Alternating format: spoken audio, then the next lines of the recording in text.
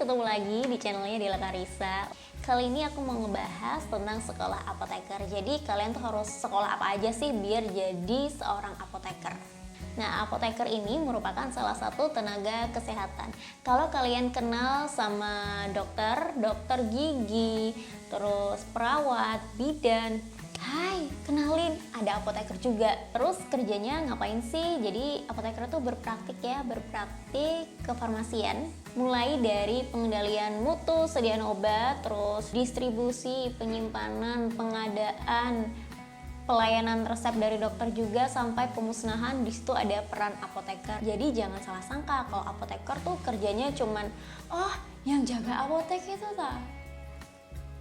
Bukan guys, kerjanya sebenarnya banyak sih, dan juga bukan di apotek aja, ada di rumah sakit, ada di pemerintahan juga, di apotek juga bisa, puskesmas juga bisa, dan masih banyak bidang lainnya yang ada apotekernya dan memang butuh apoteker. Nah, gimana sih caranya biar bisa jadi apoteker? Kalian pertama tentunya harus kuliah atau lulus dari sarjana farmasi dulu. Selanjutnya kalian bisa lanjutin studinya dengan mengambil pendidikan profesi apoteker. Jadi kalian baru akan mendapatkan gelar apoteker atau APT setelah disumpah dan setelah lulus dari kuliah profesi apoteker.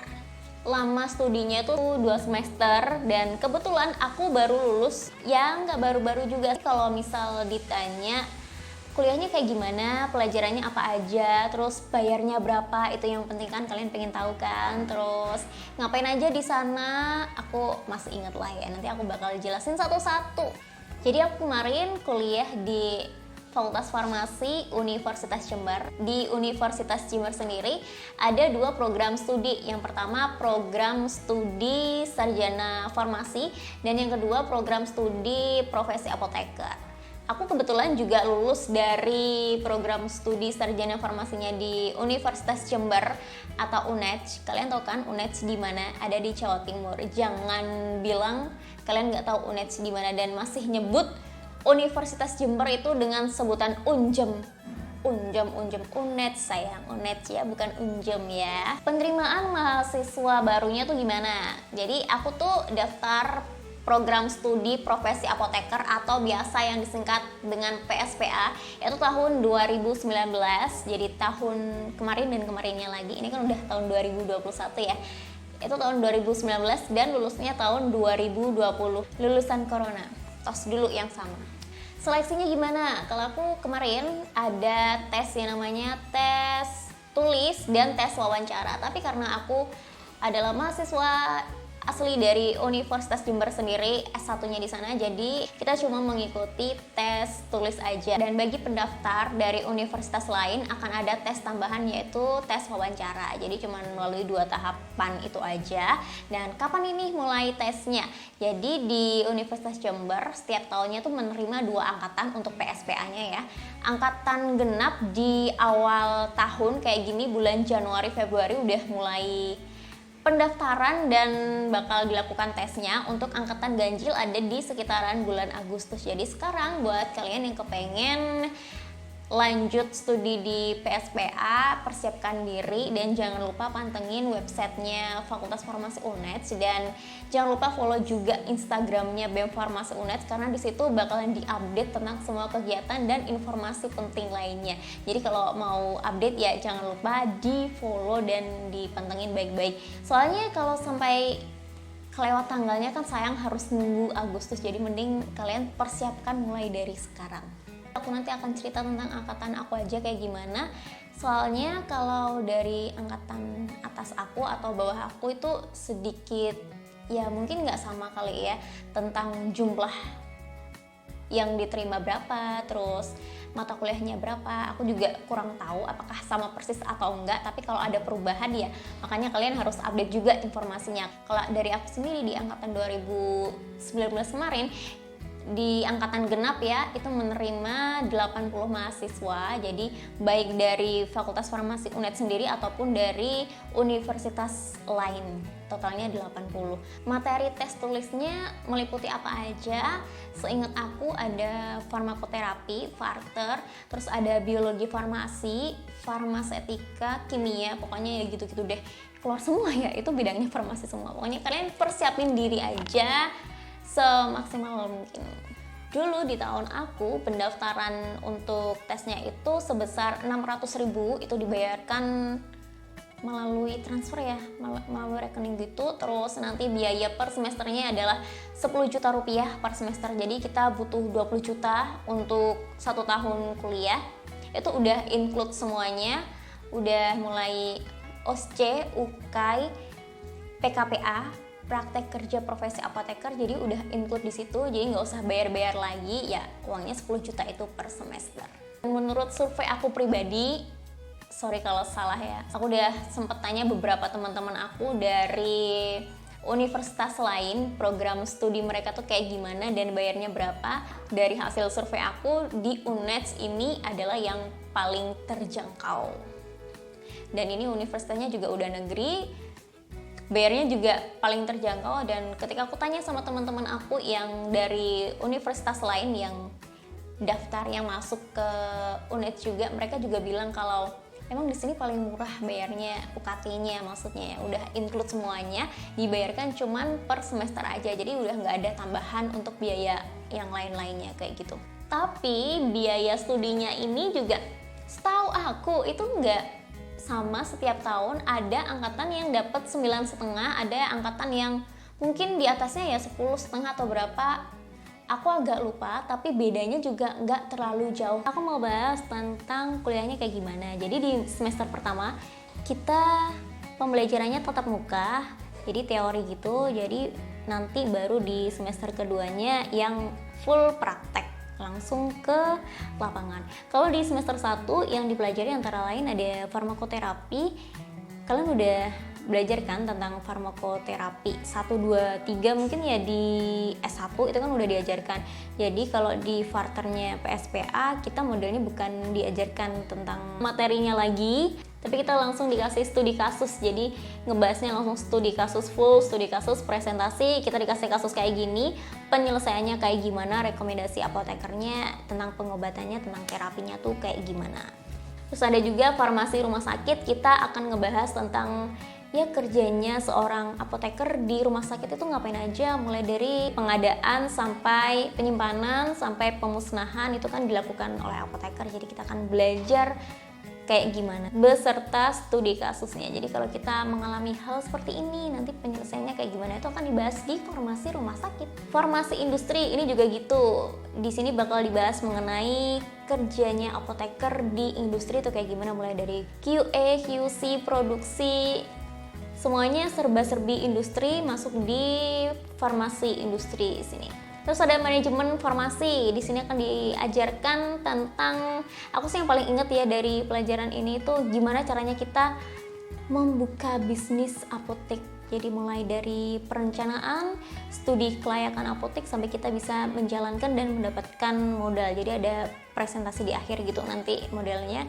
Kita dikasih waktu buat survei beneran tempatnya di mana, kita dapat modal berapa, terus balik modalnya berapa, terus gimana cara mengatur jumlah karyawan yang pas. Pokoknya tentang manajemen itu akan dibahas di manajemen farmasi ini. Saintifikasi jamu, ini yang paling menarik menurut aku dan bisa jadi unik karena nggak semua, setahu aku sih nggak semua program studi profesi apoteker ada mata kuliah ini. Jadi di sini kita diajarkan tentang gimana sih cara ngebuat jamu yang baik, terus fitofarmaka buatnya kayak gimana, terus tumbuh-tumbuhannya tuh kayak gimana, terus swamedikasi dengan tumbuh-tumbuhan yang ada di sekeliling kita tuh kayak gimana, terus cara minum jamu yang baik kayak gimana, itu juga bakal diajarkan. Karena ada klinik jamu di mana di situ juga salah satu lahannya apoteker untuk berpraktik. Kita juga ada mata kuliah farmasi pemerintahan, ini tentang kerjaannya apoteker di pemerintahan, kayak di Dinkes, terus di GFK, gudang farmasi kabupaten atau kota tuh kayak gimana. Next di semester 2, ini semester yang paling ditunggu-tunggu, dan BTW kita tuh kalau udah ngelewatin semester 1 tuh rasanya kayak cepet banget karena setiap hari kan kuliahnya. Kuliahnya setiap hari Senin sampai hari Jumat, tapi kadang juga ada kuliah di hari Sabtu, misalnya kayak kuliah tamu, datengin dosen dari luar gitu kan, biasanya ditaruh di hari Sabtu gitu. Kita kalau udah kuliah 1 semester ini udah ngejalanin tuh kayak cepet banget, nggak kerasa gitu. Tiba-tiba udah besok semester 2 waktunya udah PKPA, praktek kerja profesi apoteker. Kayaknya ini yang paling ditunggu-tunggu deh. Soalnya kayak gimana ya, ini tuh bakalan dibagi gitu loh ya, satu kelas. Dibaginya juga bukan dibagi yang dibagi biasa, tapi emang karena minatnya kalian mau di mana. Di Universitas Jember sendiri akan dibagi berdasarkan minatnya mahasiswa mau klinis atau industri. Kalau klinis nanti dia akan praktek langsung ke rumah sakit yang bekerja sama tentunya dengan Universitas Jember. Begitu juga dengan mereka yang pilih di industri, mereka juga akan terjun langsung di industri yang sudah bekerja sama dengan Universitas Jember. Itu tadi untuk PKPA minatnya ya, jadi ada 2, klinis dan industri. Terus untuk PKPA wajib ada apotek, pemerintahan, sama saintifikasi jamu. Kalau di apotek ya biasa kita berpraktik di apotek. Kerjanya apoteker di apotek tuh kayak gimana? Nanti kita bisa ngebandingin sama kerjanya apoteker di bidang lain, misalnya kayak di rumah sakit apakah sama, di puskesmas apakah sama. Terus nanti juga kita datang atau praktek juga ke puskesmas, kita juga bakalan tahu, dikasih tahu lah apoteker di puskesmas tuh kayak gimana, dan kita juga bakal dikasih tahu kerjanya apoteker di gudang farmasi kabupaten atau GFK tuh kayak gimana. Terus ada satu lagi nih yang paling menarik, kita akan melakukan kunjungan dan sekaligus melihat langsung ya, melihat langsung kerja apoteker di bidang saintifikasi jamu. Kita akan berkunjung ke Tawangmangu di B2P2TOOT, Balai Besar Penelitian dan Pengembangan Tanaman Obat dan Obat Tradisional. Panjang ya. B2P2TOT ini tempatnya ada di Tawangmangu, perbatasan Jawa Timur sama di Jawa Tengah. Kita akan ke situ sekalian rekreasi tipis-tipis. Tapi kita juga sama belajar lah gimana sih kita berpraktik sebagai apoteker di klinik jamu, karena di situ juga ada kliniknya, kita bisa berobat, kita bisa dapat obat, dan tentunya obatnya itu bukan obat konvensional yang kayak biasa kita konsumsi, tapi obatnya adalah berupa jamu. Tanaman apa aja yang dipakai, cara mengolahnya gimana, terus mengedukasi pasiennya tuh gimana, terus penyakit apa aja yang bisa diterapi dengan jamu, kita bakalan dikasih tahu. Sekaligus kita juga belajar meneliti jamu yang bisa di scientific, jadi namanya adalah jamu saintifik, jadi udah bisa setara gitu sama pengobatan konvensional. Kalau penasaran kalian bisa cek aja atau langsung datang ke Tawangmangu di B2P2TOT. Setelah kita melewati semua semester 1, semester 2 udah selesai nih, kita akan ada ujian. Jadi ujiannya itu, ini yang paling menegangkan adalah ujian kompre. Jadi ujian kompre itu ujian dimana materi atau yang diujikan itu ya semuanya, mulai dari awal kita kuliah sampai akhir itu bakal ditanyakan pada saat kompre. Ini paling deg-degan sih, karena juga salah satu penentu bisa lulus gak ya, ini bisa disumbah jadi apoteker gak ya. Nah setelah kompre kita akan melalui ujian.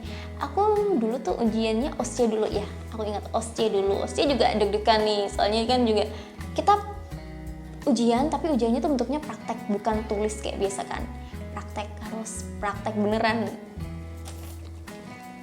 Kalian pasti udah kayak terbisik-bisik, terbayang-bayang, kayak udah dibisik-bisikin, ya OSCE paling dagdikduk, ya OSCE soalnya susah banget, OSCE kayak gini, ya OSCE, ya ampun OSCE pasienku kok gini ya, terus aku salah kasih obat ya. Itu pasti banyak banget cerita yang didapatkan dari OSCE, karena emang semenegangkan itu. Padahal kalau dipikir-pikir ya enggak juga sih, tapi ya gimana ya tegang, soalnya gimana ya lulus nggak sih kalau dari OSCE kalau misalkan kita nggak bisa apa-apa gitu.